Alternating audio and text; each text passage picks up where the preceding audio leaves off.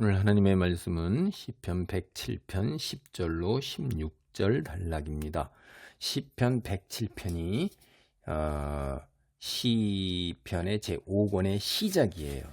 그래서 그 창조주의 피조물에 대한 사랑, 특별히 이제 당신의 백성에 대한 사랑을 깊이 묵상하게 하는 것입니다. 하나님의 사랑은 주님의 헤세드, 인자하심, 선하심과 인자하심, 토부, 이걸로 이제 가장 잘 묘사되는 거예요. 하나님께서 언약을 맺으신 백성을 끝까지 보살피신다 하는 것이 이제 헤세드, 인자, 은혜, 자비, 긍휼 뭐 이런 등등 다 포괄하는 거죠. 근데 기본적으로 그것은 언약을 맺은 백성을 신실하게 보살피시는 그런 인애, 인자, 긍휼, 자비, 은혜를 이제 이야기하는 거예요. 그래서 이 하나님께서 그 구원하시는 것이 그 광야에 임한 하나님의 구원을 우리가 살펴봤었고 앞단락에서 이번에는 이제 억압된 자들에게 임한 하나님의 구원 이렇게 이제 얘기를 할 수가 있습니다. 10절로 16절 단락입니다. 사람이 흑암과 사망의 그늘에 앉으며 곤고와 쇠사슬에 매임은 하나님의 말씀을 거역하며 지존자의 뜻을 멸시함이라. 그러므로 그가 고통을 주어 그들의 마음을 겸손하게 하셨으니 그들이 엎드러져도 돕는 자가 없었도다. 이에 그들이 그 환난 중에 여호와께 부르짖음에 그들의 고통에서 구원하시되 흑암과 사망의 그늘에서 인도하여 내시고 그들의 얽어맨 줄을 끊으셨도다. 이제 앞에 우리가 단락에서는 그 광야에 임한 하나님의 구원인데 이 광야라는 것은 구약성경에서 대부분은 그렇게 썩 좋지 못한 곳, 어둠의 세력, 악한 세력이 거하는 곳이고 이제 생명이 없어요. 거기에는 생명을 위협해요. 물이 없기 때문에 생수가 없어서. 이런 곳에서 광야에서 당신의 백성을 구원하시는 하나님을 찬양했는데 여기에 이제 죄로 인해서 하나님께 벌을 받은 사람이 어떻게 다시 하나님의 구원을 경험하게 되는가 이걸 이제 이야기하고 있습니다. 그러니까 이 죄로 인해 하나님께 벌을 받은 사람을 어떻게 이제 묘사하고 있냐 하면은 사슬에 묶여서 감옥에 있는 자 이런 걸로 묘사하는 거예요. 흑암과 사망의 그늘에 앉고 그 다음에 곤고와 쇠사슬에 매여서 감옥에 있는 자 이런 거죠.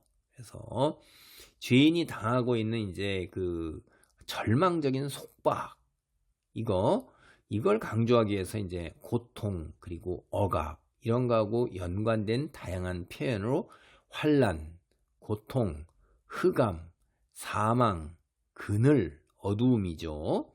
그리고 이제 얽어맨 줄이 온몸으로 꽁꽁 얽어매여 있으니까 어떤 자유를 누릴 수가 없어요. 해방이 되지가 않은 거예요. 노예가 돼서 이제 거기에 매여가지고선 비참하게 되는 거죠. 죄의 노예예요, 죄의 노예. 그래서 이런 비유를 갖다 곤고와 사슬에 묶여서 흑암과 사망의 그늘에 앉아 있는 처량한 사람 그런 묘사로 이제 시작을 해요.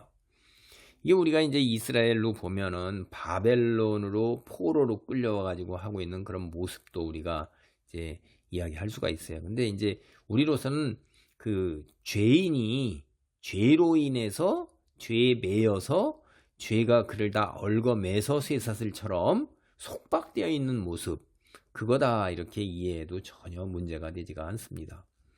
전혀 움직일 수 없게 묶여가지고선 손발을 제대로 못 늘려서 이제 죽음의 그늘 아래에 있어요. 이게 하나님의 말씀을 거역하고 주님의 뜻을 멸시했기 때문에 그에게 주어진 것이 바로 이런 죽음의 그늘 아래에 있는 거예요. 곤고와 이제 쇠사슬에 묶여 죽음의 그늘 아래 있다 하는 것은 이건 비유예요. 비유. 우리가 죄를 짓게 되면 이제 죄책감 그리고 죄가 초래하는 부정적인 결과에 사로잡혀 있게 되면서 굉장히 이 삶이 고통스럽고 굉장히 힘들게 되죠. 곤고하게 되고 그걸 이제 비유하는 거예요. 그래서 죄인이 죄의 결과로 인해 억압받는 것은 여기를 보면은 하나님께서 죄인에 대한 심판과 그 다음에 처벌을 행하시는 것입니다. 하나님께서는 자기가 지존자의 자리에 올라서고 하나님의 자리에 올라서서 기고만장하고 교만하게 되는 자들을 거꾸로뜨리기 위해서, 겸손하게 만들기 위해서, 내가 아무것도 아닌 피조물이라는 분수를 깨닫게 하기 위해서 죄인들에게 벌을 주시는 거예요. 근데 이 벌을 받는 죄인들은 엎드려 거꾸러져도 돕는 자가 하나도 없어요. 우리가 친구들마저도 그들 곁을 다 떠나요. 가족도 떠나고 다 그렇게 됩니다. 하나님이 심판하시기 때문에. 그래서 온갖 억압과 속박으로 죄인 된 자들은 외롭기도 하고 고통스럽기까지 한 거예요. 문제를 해결하기 위해서 자기가 할 수 있는 일이 하나도 없어요. 그게 더욱더 절망이고 낙담이고 완전 좌절이죠. 이런 상황에서 이제 죄인이 할 수 있는 유일한 그리고 또 가장 효과적인 일, 이거는 회개예요. 주님께 부르짖는 거예요. 우리가 이제 그 13절에 보면 환난 중에 여호와께 부르짖매 고통에서 구원한단 말이에요. 그늘에서 인도하여내요. 사망, 흑암, 그리고 얼거 맨줄을 끊으세요. 이 죄인이 그 쇠사슬로 곤고 속에서 다 얽매여 있는 거를 하나님이 다 끊어내신단 말이에요. 그리고 흑암과 사망의 그늘, 죽음이 문턱에까지 와서 그 그늘에 앉아 있는데 거기서 이끌어내세요. 고통에서도 구원해낸단 말이에요. 그러니까 하나님께서 우리를 심판하고 벌하시는 분이시기도 하지만 또한 우리를 죄의 억압과 속박에서 해방시킬 수 있는 유일한 분이세요. 그분이 하나님이세요. 주님은 환난 중에서 부르짖는 백성을 모른 채 하지 않으십니다. 그들의 얼거맨 줄, 곤고한 줄, 고통의 줄, 환난의 줄, 흑암과 사망의 그늘, 이런 것들에서 다 사슬을 끊고 거기서 구해내신다 이 말이에요. 죄가 죄인에게 가할 수 있는 모든 억압, 곤고, 속박, 고통에서 자유하게 하시는 거예요. 해방시키시는 거예요. 그래서 주님께서 구원하신 것을 경험한 사람은 주님이 그에게 행하신 헤세드, 그 인자하심, 그리고 기적, 이런 걸 하나님께 찬송드려야 되는 거예요. 그리고 이제 자기가 하나님의 어떠한 은혜를 입고 오늘 이 구원의 자리에 이르게 되어서 사람이 변화하게 되었는가 하는 것을 널리 알려야 되는 게 간증이죠. 그게 은혜라는 것은 은혜를 받은 사람들이 베푼 그 사람에게 하나님께 감사할 때 배가 되고, 하나님께서는 부르짖는 죄인을 구원하시는 일이 언제나 가능하고 또 하나님의 구원의 능력에는 한계가 없다 하는 것을 깨닫고 그거를 온 세상에 널리 전해야 되는 거예요. 주님은 세상에서 가장 크고 무거운 논문조차도 깨트리시고 쇠빗장조차도 꺾으시며 갇혀있는 자를 구원하시는 창조주이시요 전지전능하신 분입니다. 그게 이제 15절 16절이에요. 여호와의 인자하심과 인생에서 행하신 기적으로 말미암아 그를 찬송할지로다. 그가 논문을 깨트리시며 쇠빗장을 꺾으셨음이로다. 이 고대 사회에서 이 놋은 굉장히 단단한 금속이에요. 그 바위보다도 더 차갑고 단단하고, 그렇죠? 그 금속, 인간에게 있어서 그거는 엄청난 걸로 다가오는 겁니다. 그 감히 도전조차 할 수 없는 그런 것들. 쇠도 마찬가지죠. 그걸 다 깨트리고 꺾으시는 분이라 이 말이에요. 기적을 행하시는 분이에요.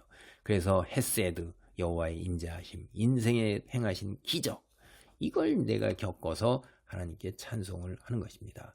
언제든지 주님은 당신 백성을 구원하실 능력을 갖추고 계시기 때문에 죄가 우리를 억압하고 짓누르지만은 하나님은 그런 우리를 언제든지 그런 죄의 속박, 구속, 쇠사슬에 매인 것, 사망의 그늘, 어둠에서 해방시키실 수 있는 분이세요.